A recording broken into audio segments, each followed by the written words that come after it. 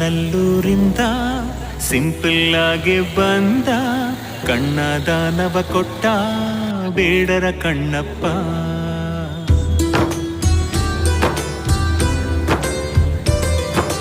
ಕನ್ನಡ ನಾಡಿನ ಜೀವ, ಕನ್ನಡ ಕುಲಕ್ಕೆ ದೈವ, ಕೈಯ ಮುಗಿದು ನಿಂತ ನರಹಂತಕ ವೀರಪ್ಪ.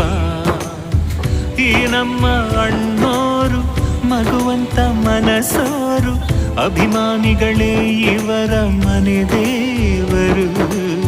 ಎದುರಲ್ಲಿ ಕಂಡೋರು ಕಣ್ತುಂಬಿ